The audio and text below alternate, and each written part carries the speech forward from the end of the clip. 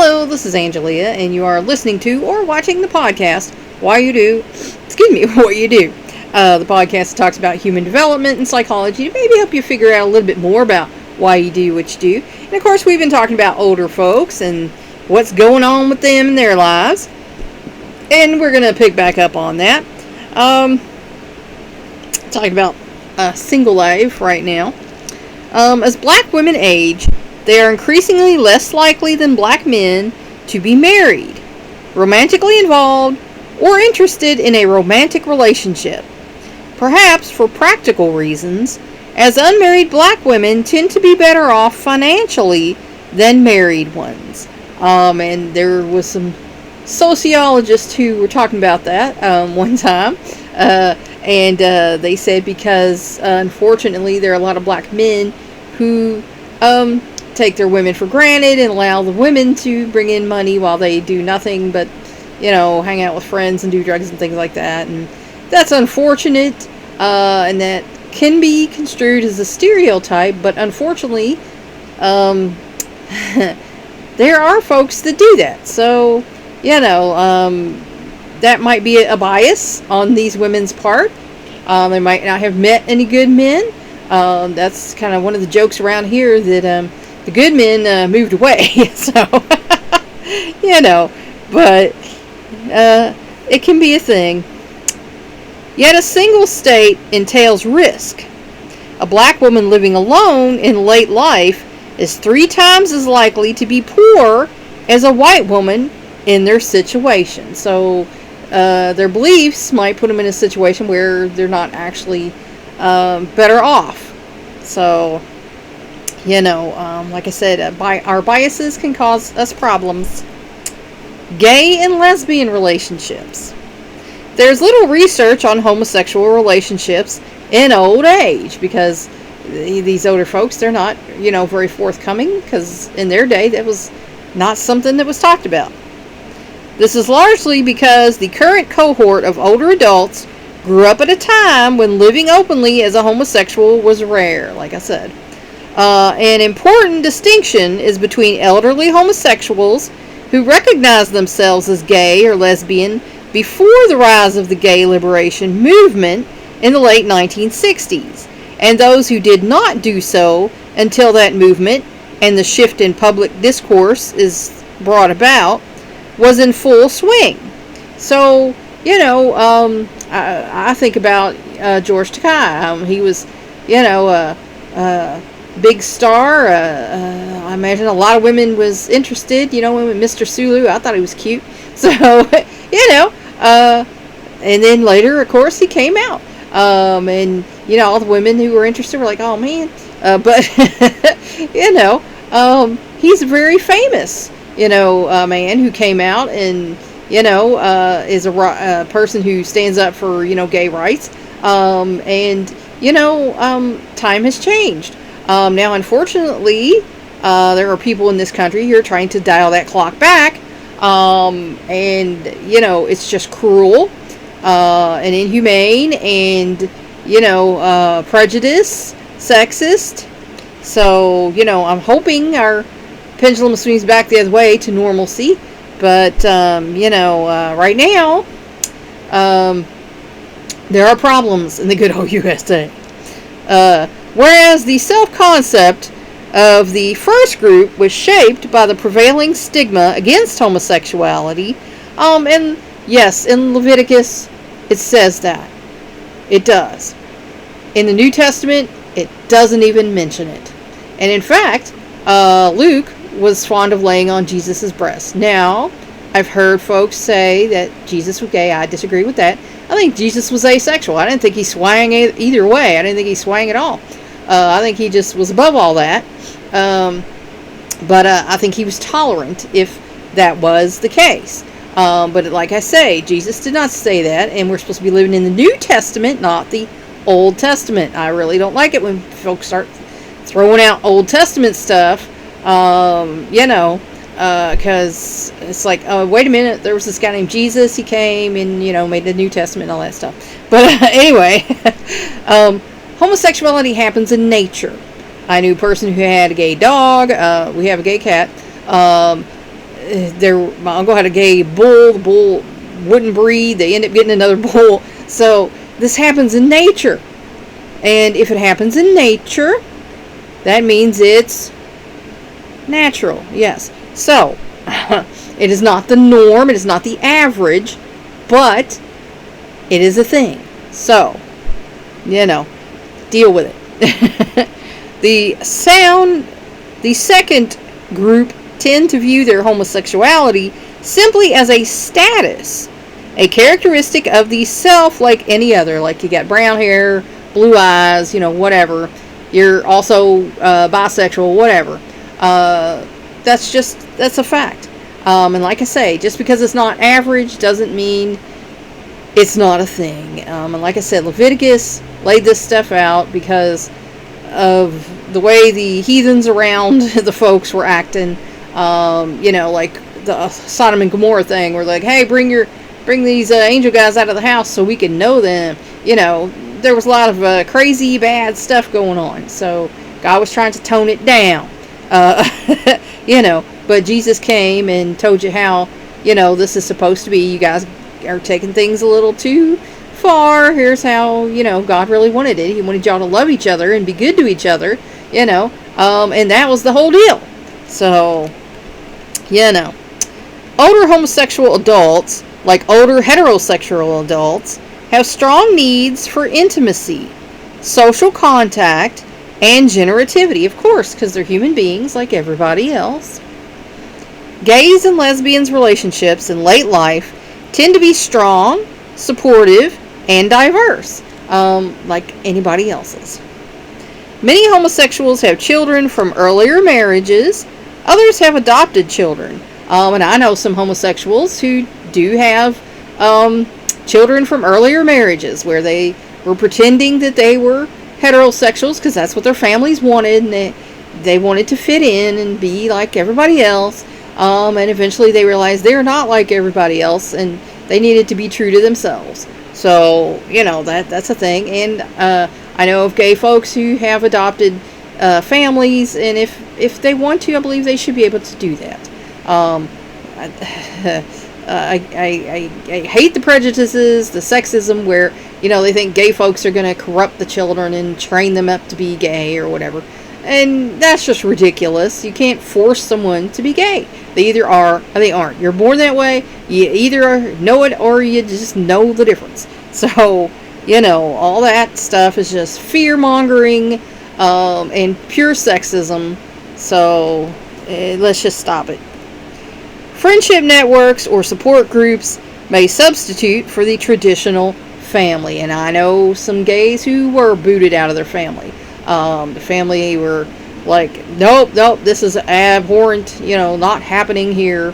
I knew a guy who I used to work with him, and he was kicked out of his home and ended up moving in with some friends because, he had no place else to go. He was homeless. And I think that's a darn shame because he was like a really nice, sweet guy. He was talented. He painted and stuff like that. So, for a family to do that to somebody, I think that's a darn shame because that shows that you are intolerant and you're sexist. And, to do that to your own child who you're supposed to love, that shows me you're not a loving person. There can be no love in your heart if you could do that to your own child. I don't care what my children ended up being. I would love them anyway. It wouldn't matter to me. And I told them that as they were growing up. It doesn't matter to me because they're my child and I love them. Many gays and lesbians, especially those who have maintained close relationships and strong involvement in the homosexual community, adapt to aging with relative ease. Because, like I say, when you're around supportive people, you feel better. And if there are people who are not supportive, my advice, go ahead and walk away because, you don't need that in your life. Coming out, whenever it occurs, is an important developmental transition. Which can enhance mental health, life satisfaction, self-acceptance, and self-respect, and smooth the adjustment to aging. Because, we all feel better when we are who we are, and we want to be with people who can accept us as we are, and, who like us as we are. And that's an important thing in life, because you're going to be miserable if you're pretending to be someone that you're not, and you're around people who don't accept you as you are. You're just going to be miserable because, they're being mean to you, of course. So, who wants to deal with that on a daily basis? I don't. The main problems of many older gays and lesbians grow out of social attitudes, strained relationships with the family of origin, discrimination, lack of medical or social services and social support, insensitive policies of social agencies, and dealing with healthcare providers or bereavement and inheritance issues when a partner falls ill or dies. And I think that's why it's important to have rights that say, I believe they should be able to get married. That is my personal opinion. If God is love and you love someone, you should be able to get married. Now, I'm not talking about free love. I'm talking about for real, monogamous, I am in love with you and I want to marry you kind of love. That's what I'm talking about. I'm not talking about promiscuity. Excuse me. When I talk about free love, I mean you should be able to love whoever you want. Now, I believe there are some limitations on that, because then you're saying this is okay and that. No, I'm not saying that at all. You have to be two consensual adults, and that also means you have to be able to speak yes or no. That is where that is. I'm not into any of these little fringe groups that say this and that is okay. It's not okay, because anyone who is not an adult does not have the presence of mind to agree to such things, and anyone who's not the same species as you, who can't speak your language, it is not okay. That is also not okay. So that is just my opinion on that, and the science backs me up. So, friendships. The meaning of friendship: a relationship involving mutual give and take, and that's an important thing too. In a friendship, there should be mutual give and take, and sometimes we start to realize in friendships, we're doing all the giving and the other person's doing all the taking, and it's a one-sided relationship, and it's okay to walk away from that. Changes little over the lifespan, but its context and content can change. And of course, your relationships do change. With the relationships I have with my good friends, have only gotten better over the years. And then there are some friends who I have dropped, or they have dropped me, because they developed different ideas in life that they didn't used to have when we first became friends. And that's sad when that happens, but,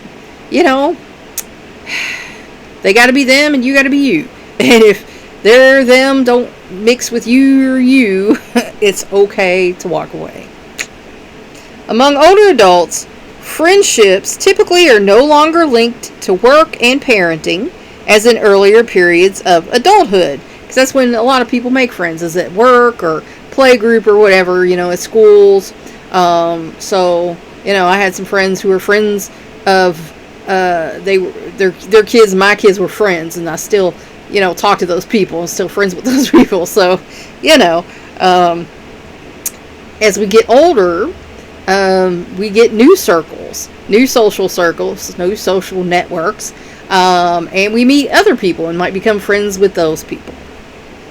Instead, they focus on companionship and support, because that's what it's all about. A friend is supposed to be someone that you're a companion with. You hang out, you do things together, and they should be supportive of you. They should have your back, so to speak. Most older people have close friends, and those with an active circle of friends are healthier and happier because they're having a good life, Friends soften the impact of stress on physical and mental health, because they're there to be a sounding board and a sympathetic ear, and then also you're expected to do the same thing for them, so that there is give and take. People who can confide their feelings and thoughts and can talk about their worries and pain with friends deal better with the changes and crises of aging. That means you have to be vulnerable. You have to admit you're wrong sometimes. You have to admit you're afraid of something sometimes. You have to, put yourself in a position to be hurt. And that's what a lot of people don't do who are loners. They've been hurt enough already, so they put their walls up. And they didn't put themselves in a position to be hurt. They're never wrong. We've all met these people. They're never wrong. Everything is perfect. And we all know that's not the truth. They also tend to live longer. So, the folks with the friends are going to be living longer than the people who isolate themselves. The element of choice in friendship may be especially important to older people who may feel their control over their lives slipping away.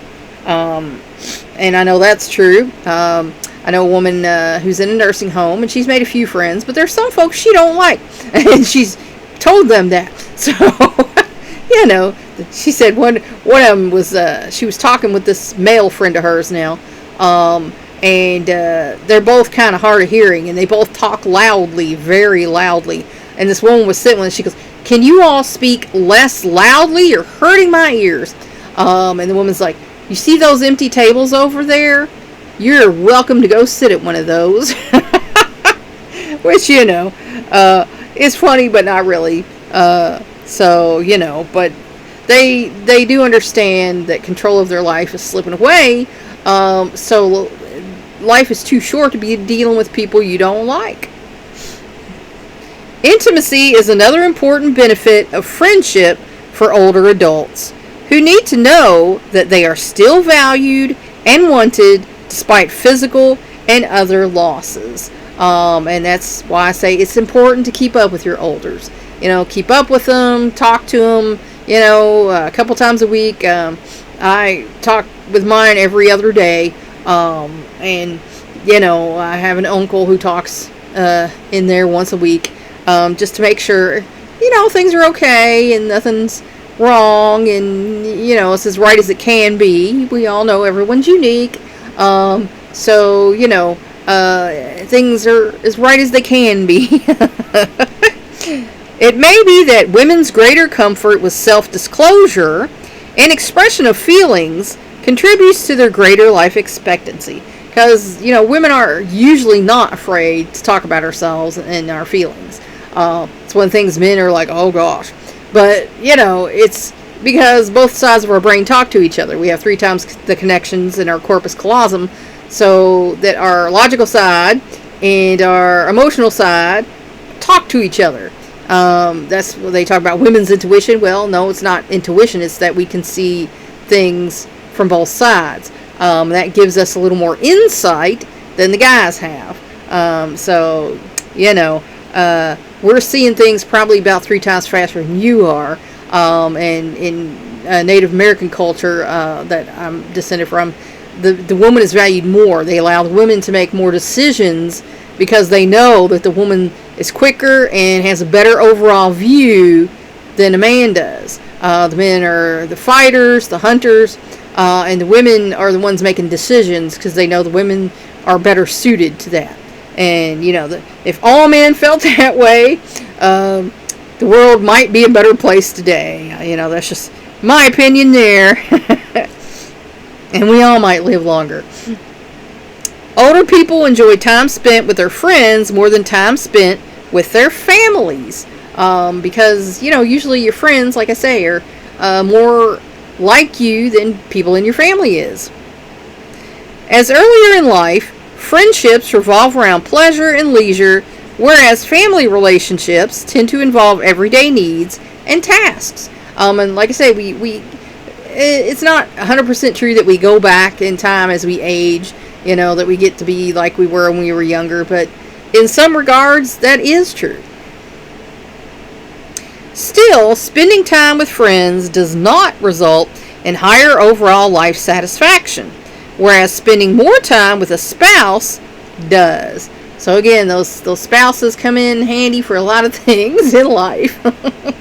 If you got a good spouse and you're all happy, that's the best thing for your life right there. It may be the very brevity and infrequency of the time spent with friends that give it its special flavor. And that is true. I enjoy when a friend invites me somewhere and I can go, and we have a good time together and talk and catch up like no time has passed, and to me that's a great, day. So friends are a powerful source of immediate enjoyment. The family provides greater emotional security and support. So friends are for fun, Thus, friendships have the greatest positive effect on older people's well-being. But when family relationships are poor or absent, the negative effects can be profound. And like I say, there's a woman in a nursing home, and she said, nobody visits me ever. They dumped me in here, they sold my house and took off. And of course I have to wonder what kind of person she was, to make them feel that way, or if all of them are just that way. There are people who are just that way, but usually you kind of reap what you sow. So I have to wonder. People usually rely on neighbors in emergencies and on relatives for long-term commitments, such as caregiving. But friends may, on occasion, fulfill both these functions. And like I say, my mother-in-law was wanting to have neighbors come in and take care of her, and we had talks with these neighbors before, so we were like, no, don't do it, no, because they want from her, they want money, they want her house, and so we knew what was going on there, but she was just so desperate, and like I said, she has advanced dementia, so her decision making was not the best at the point. Friends and neighbors often take the place of family members who are far away. And I know people who have family members who don't live with them, and they do kind of rely on friends, neighbors, families, so that's something that happens too. If the family moves away and is far from you, they're not there for you to depend on. And although friends cannot replace a spouse or a partner, they can help compensate for the lack of one. And like I say, if you got one good friend in life, you're doing something. So among 131 older adults in the Netherlands who were never married or were divorced or widowed, those who received high levels of emotional and practical support from friends were less likely to be lonely. And that is a small sampling, 131, but we're in the Netherlands, so, that might be average there. I don't know. Excuse me. But, friends definitely help. It helps to have some friends. So, if you're the loner type, you might want to go talk to someone and work on taking those walls down, get to know people. And yes, when you get to know people and you put yourself out there, you're putting yourself up for some hurt. That's just a fact of life. Not everybody's going to be your cup of tea, and you're not going to be everybody else's cup of tea.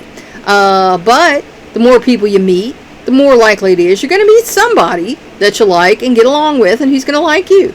I've met, thousands of people, and there's a few hundred that I actually get along with, and they get along with me. So, it's not going to be perfect. It's going to be messy, but it's worth it. In line with social convoy and socio-emotional selectivity theories, casual friends may fall by the wayside. And we all have friends, like we had a friend in this grade, and then we never were friends again. And then we had a friend from this place, and then we were never friends again, or this workplace. And we know that's, just a part of life. But long-time friendships often persist into very old age. And like I said, I got a woman that I've known since second grade, who I'm still friends with. So, like I say, there's going to be some people that just like you and you like them, and you're going to be friends, and that's just the facts. Sometimes, however, relocation, illness, or disability make it hard to keep up with old friends. And that's the facts. I know people who have moved and totally lost touch with them, or went someplace else to work and totally lost touch with them. Have no idea where they are, what they've been up to, Although many older people do make new friends, even after age 85, older adults are more likely than younger ones to attribute the benefits of friendship, such as affection and loyalty, to specific individuals who cannot easily be replaced if they die, go into a nursing home, or move away. And I've known, that I used to work at a nursing home for a couple of years. And when one of them's friend would go, unconsolable. And they would talk, all the time about this person. And, I guess because they were one of the only people in their life who were, dealing with them. A lot of folks, like I say, the family doesn't come around, and that might be their only friend in the world, and if they lose them, that's a big impact. Non-marital kinship ties.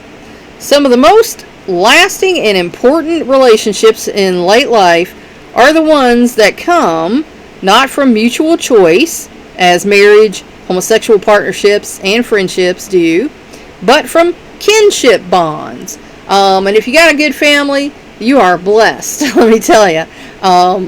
There are some folks in my family that just nightmare, but there are others who are great. And we have kind of the same mindset types, and we get along, and those are the folks that you want to spend your time with. Relationships with adult children, or their absence.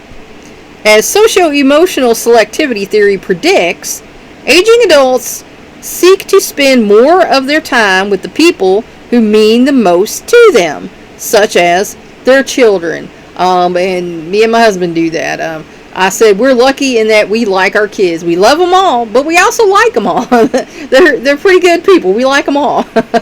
A lot of people, they love their children, but maybe not so much like them. But we like all our kids, so. 4 out of 5 older adults have living children. 6 out of 10 see their children at least once a week. And 3 out of 4 talk on the phone that often. Now, there's one we see pretty much every day. There's one we see at least 3 or 4 times a week. And there's one we talk to almost, every other day. So, we're probably a pretty close family compared to a lot of them. Most older people live within 10 miles of at least one adult child, and if they have more than one child, within 30 miles of another. Well, we have one that lives with us, so he's pretty close. The other one lives across the highway from us, so he's just down the road. And now the other one lives in the next county over, because he couldn't afford to buy a house in this county, and he wanted to be out a ways anyway, so, but he's still just down the road a little bit, about, 25, 30 minutes away, so. Children provide a link with other family members, especially, of course, with grandchildren. And we don't have any yet. My middle son has a, if he marries the woman, it'll be a stepchild, so we would have a step-grandchild. But we were just over at her mother's house dropping off a chair, this past weekend, and, we're there talking to the little girl and, being silly with the little girl. So, she's a sweetheart. In one group of 150 old people in diverse socioeconomic circumstances, those who were parents were more actively in touch with other relatives than were childless people. And that is probably because, like, with my grandparents, you want to share the pictures, you want to talk about what's going on with them.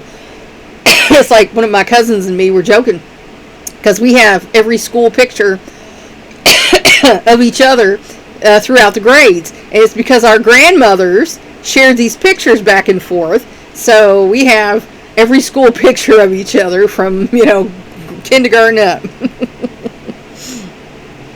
Older people in better health have more contact with their families than those in poorer health and report feeling closer to them.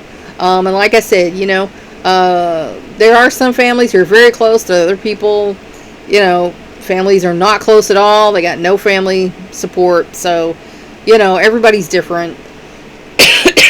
Every family's different. And I'd say ours is probably about average. There's some, and then some that are, family-friendly folks. The balance of mutual aid that flows between parents and their adult children tends to shift as parents age, with children providing a greater share of support. And now that's in some cases. We've bought things for the grandparents occasionally, but, we didn't necessarily have to, or if we had to, it was because they were, in the hospital at the time or whatever, and, so, we're not doing that, but there are people I know who are providing support. My son's girlfriend is, providing some support for her mother, because, the mother's disabled, and there for a while she wasn't collecting any disability or anything, so, they're helping her out. So that is certainly a thing that does happen. This is especially true in developing countries. And again, if women aren't working, or, older men have no opportunities to work, then it falls on their children and grandchildren to take care of them. Even there, however, older adults make important contributions to family well-being. For example, through housekeeping and child care. And now, hopefully that's light housekeeping. If they're an elder, hopefully you ain't trying to make your elder scrub your floor or nothing crazy. But, I know families that have a mother or two living with them, and they do some light housekeeping and taking care of stuff and watching kids. And I think that is, perfectly fine. Excuse me. And it was like that for eons and eons before the Industrial Revolution happened. In the United States and other developed countries, institutional supports such as Social Security and Medicare have lifted some responsibilities for the elderly from family members. And, that's a good thing. That's how you keep folks surviving and thriving, and, people aren't becoming, poor by having too many mouths to feed. But many adult children do provide significant assistance and care to aged parents. Like I say, there are some that do, even here in America, I know of parents who've had to move in, or people who moved in with parents, Still, elderly parents in North America are more likely to provide financial support than to receive it. And, we would get gifted, some help every now and then. We certainly didn't ask for it. There was only a few times we ever asked for any help. It was just done out of the kindness of the people's hearts.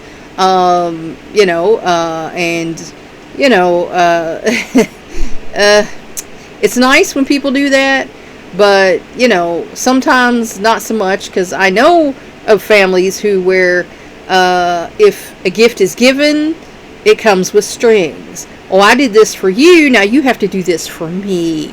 So you kind of have to watch accepting help unsolicited from folks, because they think sometimes that you owe them now. And, that's not a good position to be in. An exception are immigrants who arrive as older adults. They are more likely to live with adult children and to be dependent on them. And I know families who are like that. Older adults are likely to be depressed if they need help from their children. And that I've seen too, where they feel like they're useless now, they can't do anything now, and everyone has to do everything for them, I knew an older lady, and her husband had passed away, and her son would come and visit her, and after he left, she would cry, and she said, my money's not enough. He's having to put money, him and his wife, and I know she's got to resent it, put money to keep me here, and, I wish that I had, worked and had money and, got some Social Security and stuff. And she said, I just regret that my whole life, that I stayed at home, because now I don't have any money coming in and I'm a burden to them. I'm not collecting enough from him, and, it was a shame, but, that unfortunately can happen. In a society in which both generations value their independence, the prospect of dependency can be demoralizing. And I know folks who are like that too. They don't want to accept help because, that hurts their pride. They're capable, even if they're not, of still taking care of themselves. They don't want people to help them. And, that's unfortunate. That's a mindset there. But there are people who are like that. Parents do not want to be a burden on their children or to deplete their children's resources. And like I said, I've known women in the nursing home who felt that way. Yet parents also may be depressed if they fear that the children will not take care of them. Like I said, I know that one lady that's in that nursing home, and she's depressed and sad, and gives people pieces of her mind about how blessed they are. But like I say, there's got to be some reasons there. You have to wonder if they just stick grandma in the nursing home and never come and see her. There's usually a reason why that is. Older parents continue to show strong concern about their children, think about them often, and help them when needed. And like I say, we were helped with some stuff. We didn't ask for it. We've rarely asked for help because the one side, his side, like I said, gifts came with strings.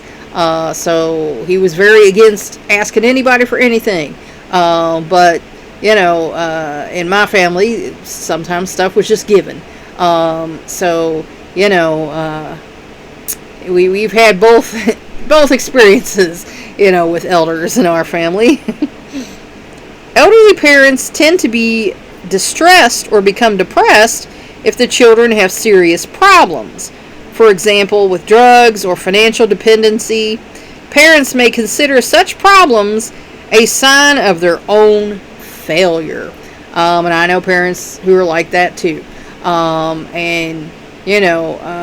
Sometimes there's some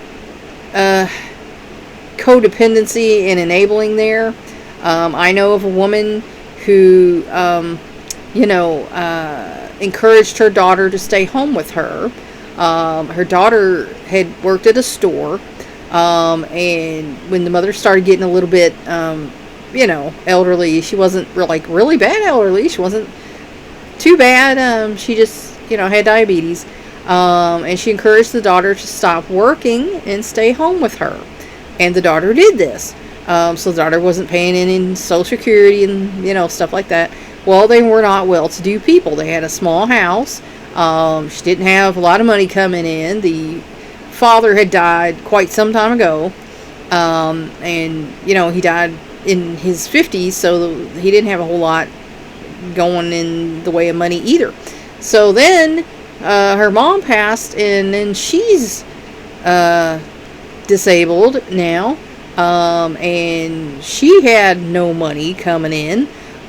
So she's kind of in a bad way right now. She's in an assisted living facility in a Medicaid room, and unfortunately that can happen. There are parents who decide, they need that child to be with them, and so they enable that child to be dependent. And that, excuse me, then there are folks who kind of brag about how much they do for their children and grandchildren, and they might exaggerate a little bit on that. I know folks who were like that, who said they did all this and that and the other, and the kids would be like, no, you didn't. Like, well, no, maybe not so much. So, okay, a slang came in. And then there are people I've known who've, had kids who did do drugs, and, they're kind of hard on themselves about it. A lot of people I know tried the tough love thing, which doesn't work. And the kid ended up even worse off than they were. And then unfortunately they had to hit rock bottom before they could come back up. So, I personally think you need to be there for them 24/7, no matter what, and fight with them and for them. So, there are people who have a lot of guilt over how they raise their kids. Yeah, and a lot of people do consider it their own failure if their kids turned out not so great. And some of it could be, honestly. But also there are people who are just the way they are. It's the whole nature versus nurture thing. And sometimes nature, can win out over nurture. And vice versa. So, when you have a little person, you can't guarantee anything. It's all kind of up in the air. And that's where I'm gonna leave you for today. I hope that helped you helped you to figure out why you do what you do. Please like and share this educational program so you can spread it around the world. If you want to help me out, subscribe to my YouTube channel. If you want to help me out even more, go to my Patreon page and become a patron. Thanks for watching or listening. That's all for now. Until next time.